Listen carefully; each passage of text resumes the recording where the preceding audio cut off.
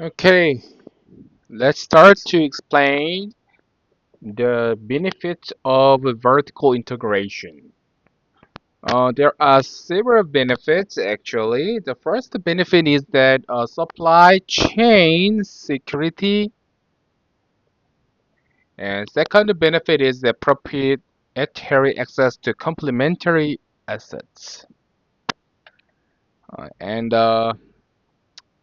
second benefit is a control over customer experience and brand. This one. And the first benefit is elimination of supplier or buyer margin as well.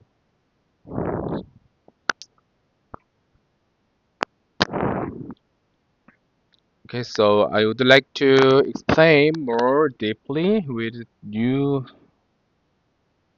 page. Okay. Mm, so the strategic benefits of vertical integration.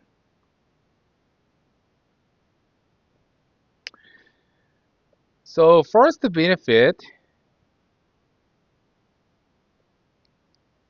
is securing supply chain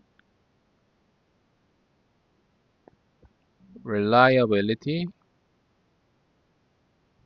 Oops, my mistake.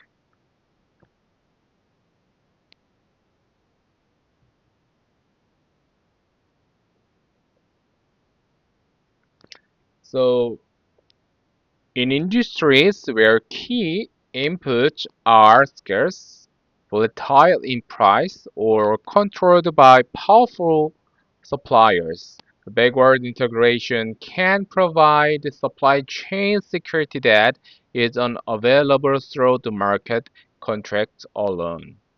So during the global semiconductor shortage of 2020 to 2023,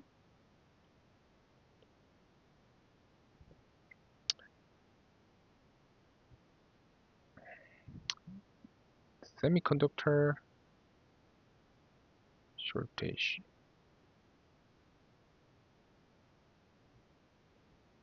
So automakers like Ford and GM, General Motors, so which had outsourced all chip procurement, experienced devastating production shutdowns. So Tesla, which had invested earlier in secure chip relationships and alternative architectures, was comparatively more resilient. So these two companies, actually not two, so these example is the good explanation for the securing supply chain reliability.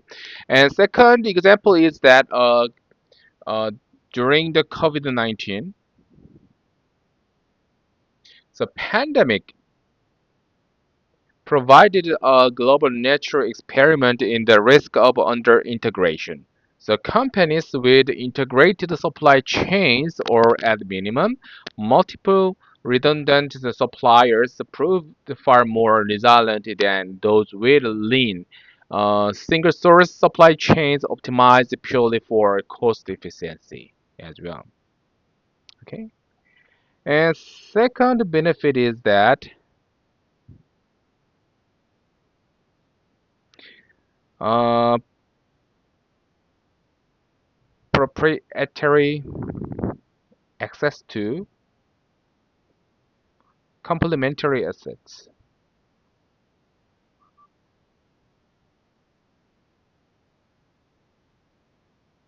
So vertical integration can secure access to complementary assets, production capabilities, distribution infrastructure, customer relationships that are necessary to capture value from a core innovation as well. So David T's framework of profiting from technological innovation, uh, profiting from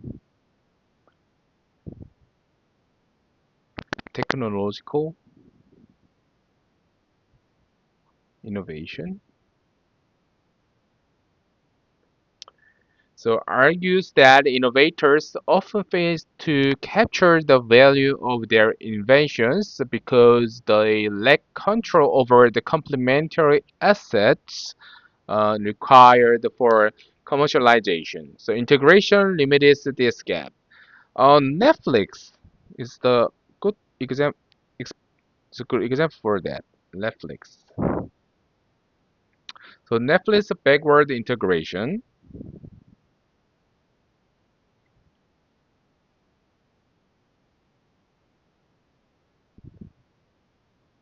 So into content production is a clear example. So Netflix it began as a pure distribution platform, licensing content from studios. So as studios recognized the Netflix competitive street and began with holding premium content. So Netflix was forced to integrate backward, so producing its own original programming. So House of Cards, Stranger Things, and the Crown represents this integration strategy. So by 2023, Netflix was spending quite huge money, maybe more than over 70 billion. So annually on content production, having fully backward integration into a capability it once entirely outsourced as well. And third benefit is control over customer experience and brand.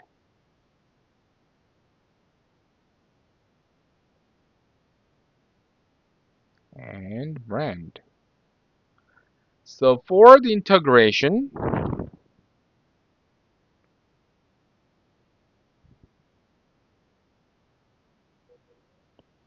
into distribution and retail gives firms direct control over how customers encounter, experience, and purchase their products. So this control is especially valuable when the retail experience is itself a source of competitive advantage. So Apple, Apple's retail store is the good example for it.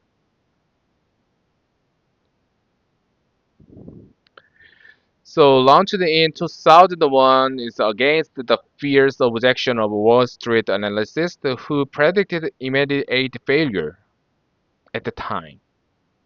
But now, among the highest revenue per square foot retail spaces in the world. It's ridiculous, right?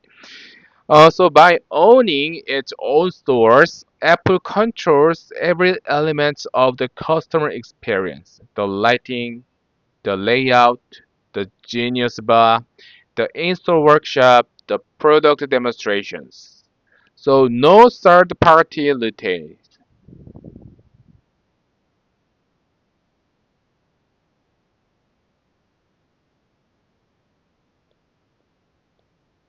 So Best Buy, Walmart, the Carphone warehouse, could deliver this experience.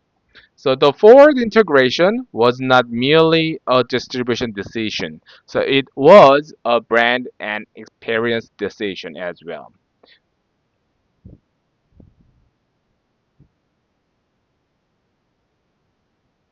Experience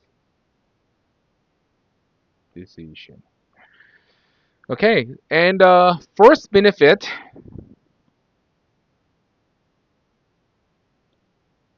is elimination of supplier or buyer margins.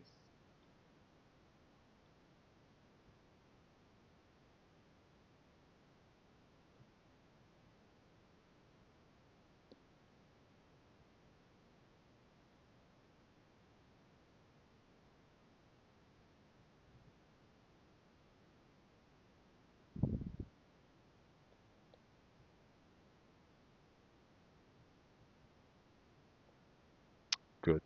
So the most straightforward financial logic of vertical integration is that internalizing a margin previously captured by a supplier or distributor increases the firm's own margin. So if your textile supplier earns a 20% gross margin on every unit sold to you, and you vertically integrate to produce your own textiles. So you capture that 20% for yourself. So provided you can produce at comparable efficiency.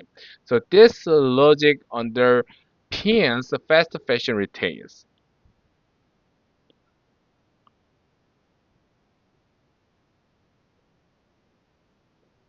So the best example is that Jara.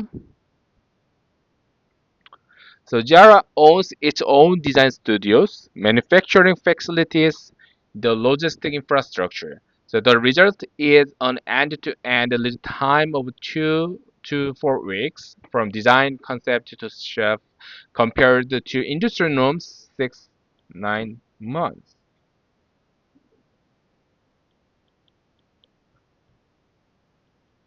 See, it's amazing, right?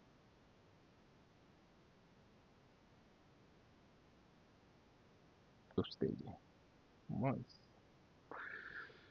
So this integration advantage is not primarily financial, so it is temporal. The speed to market is the competitive weapon, and only vertical integration makes it possible.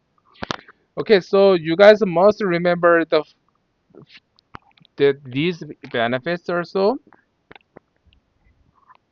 And the vertical integration, of course, has risks, several risks.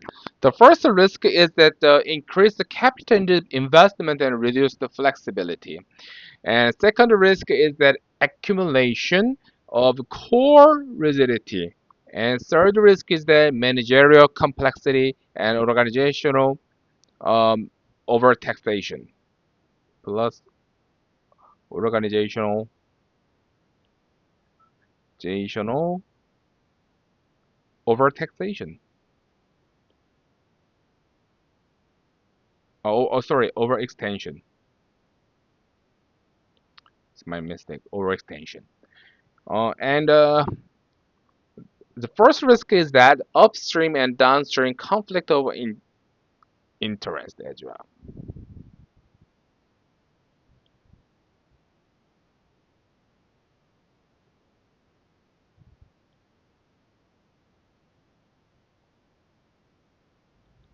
Um, okay, so this is also better to open a new page to explain what the risks of the vertical integration.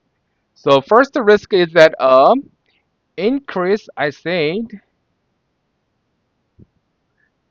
increase the capital investment and reduce the flexibility.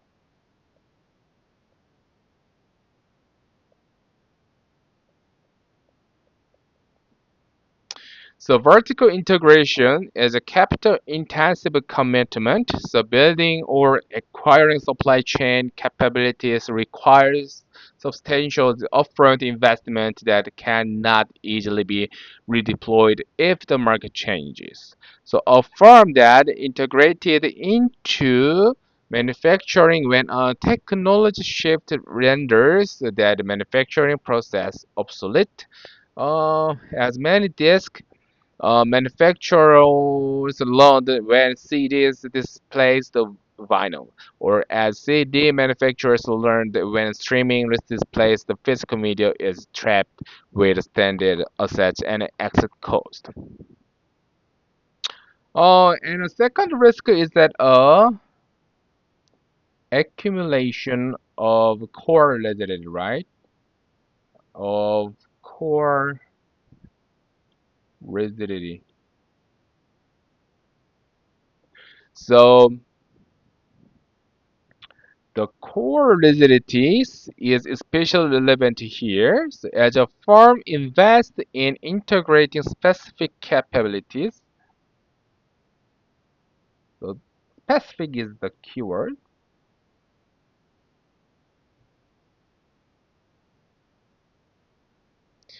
So those capabilities become deeply embedded in organizational culture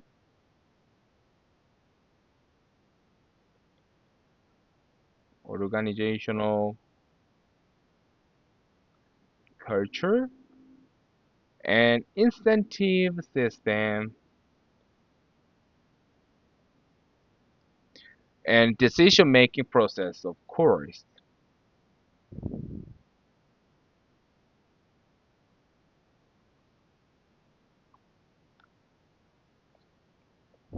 Um, this is not a part of this lecture. If you guys have a chance to study for decision making process or decision making something, so I recommend you guys must choose this subject. So when you go to graduate school or transfer other universities, maybe in this university don't have the decision making course. Uh, so decision making course provide so in practical strategies and so discuss the how to decide the best option and you will learn how to make the best decision like that. So if you have any chance to study for the decision making in the future, you guys must choose it. Of course, this course is not easy. So so many students choose this course because decision making is feels like easy and earns so interesting. Yeah, of course, it's a bit interesting, but really tricky, really tricky. But it's I firmly recommend you guys to take this course in the future. Okay, so anyway, so when the external environment shifts and those capabilities are no longer the source of advantage, the firm finds them extraordinarily difficult to change or exit. So IBM, so deep integration into mainframe manufacturing.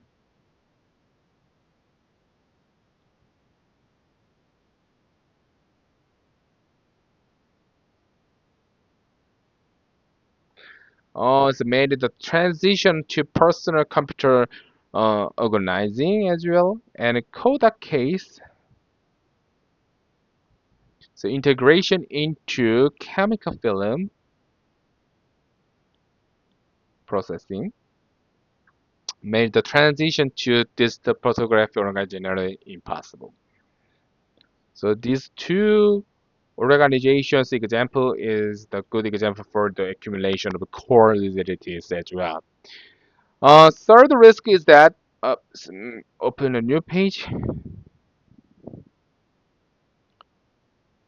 is managerial complexity and organizational overextension, right? So every additional activity internalized within the firm boundary adds organizational complexity. So different stages of the value chain requires different cultures, capabilities, incentive systems, and leader styles as well. So world-class fashion designer and world-class logistics operators are not the same person. So they do not think alike. They are not motivated by the same thing. So and they do not measure success the same way. So firms that over integrate often find themselves mediocre at multiple activities rather than excellent at any. Okay. And the first risk is that upstream and downstream conflict of interest.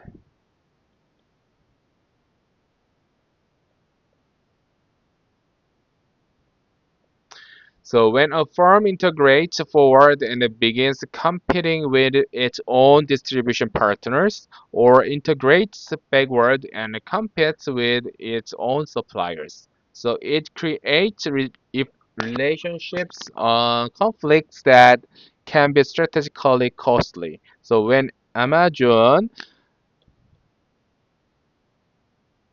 launched Amazon Basics,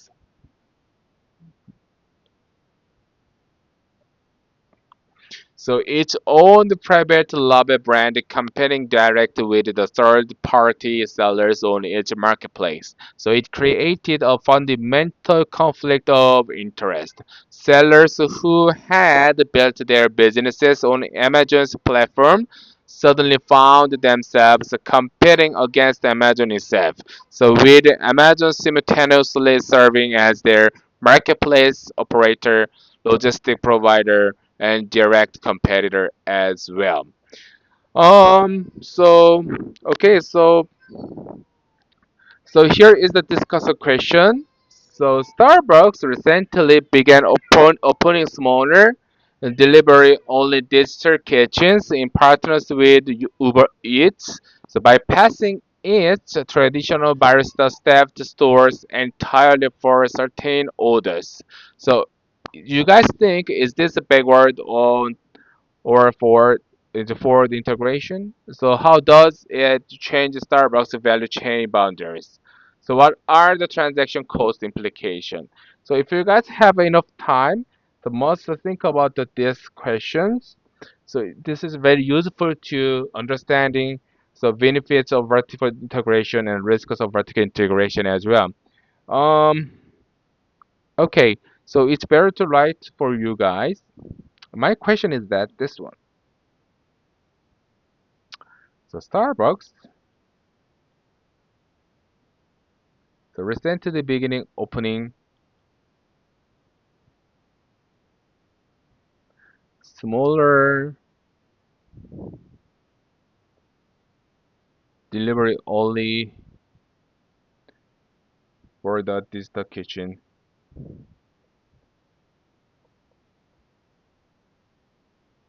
in partnership with Uber Eats. Of course, this is just the case of the US. In Korea, it's normal, right? So everyone can see the small size of Starbucks, and also when you go to the CBD in Seoul, so you can see the small store for small Starbucks stores only sell the coffees, not seats and the places. But this is the only for the US case. Anyway, so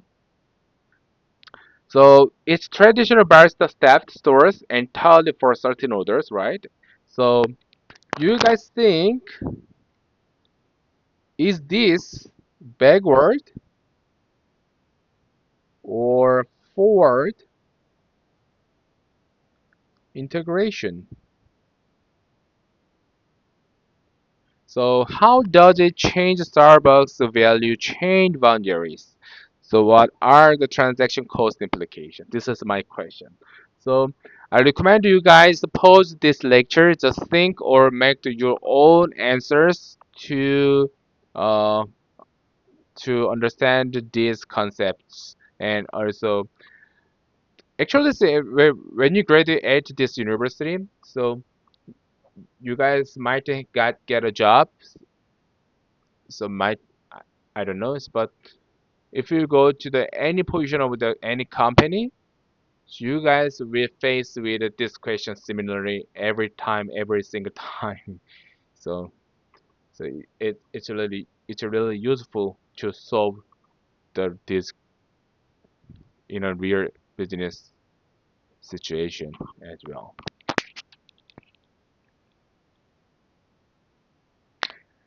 And we move to the next part, corporate diversification. Mm, so the logic of diversification is that why firms expand beyond their core. So diversification is entering product or service markets different from the firm's existing business. So it is one of the most consequential and frequently misunderstood strategic decision in corporate management. So history is littered with spectacular diversification successes. Samsung, General Electric in its prime, and Amazon. And even more spectacular failures, Quaker Oats into Snapple, is a diamond into Chrysler, and Sears into financial services. So what determines which direction diversification goes? So the academic literature identifies three primarily motives for diversification. So which must be distinguished carefully because they have very different implications for value creation as well. So first motive is that growth motive.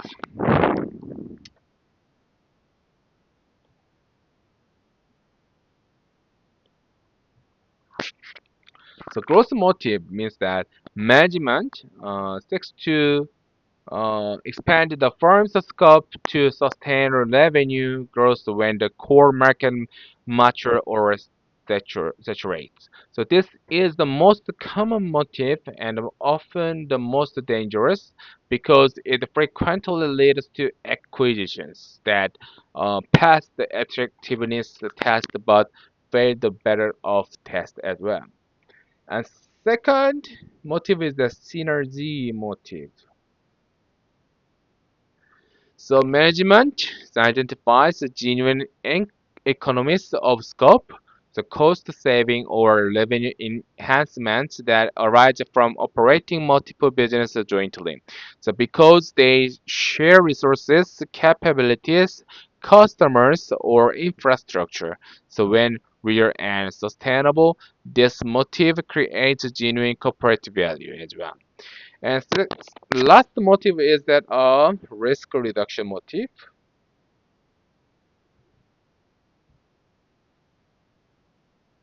The management seeks to reduce the volatility of the firm's overall cash flows by operating in industries whose returns are not perfectly correlated. So this motive is largely discredited at the corporate level. So shareholders can diversify portfolios more cheaply and effectively by buying shares in multiple companies than by having the firm diversify on their behalf as well. Okay,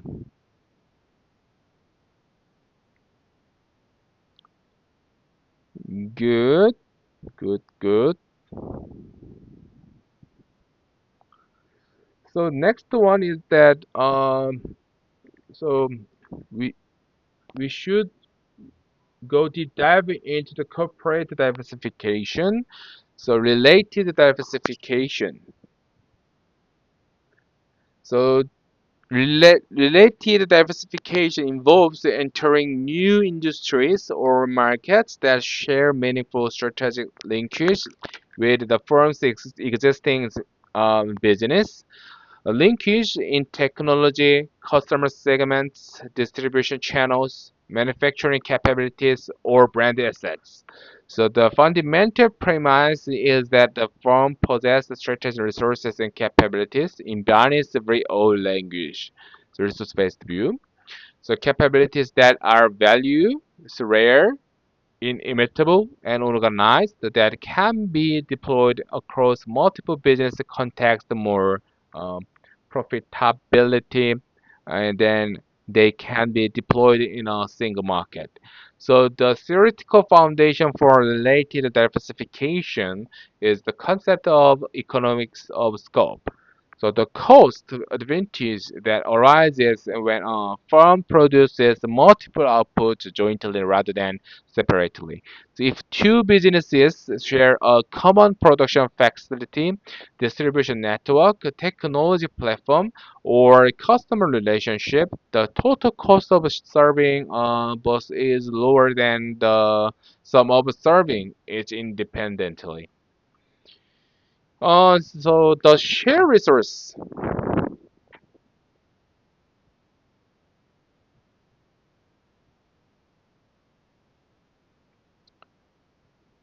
So this is called productive services.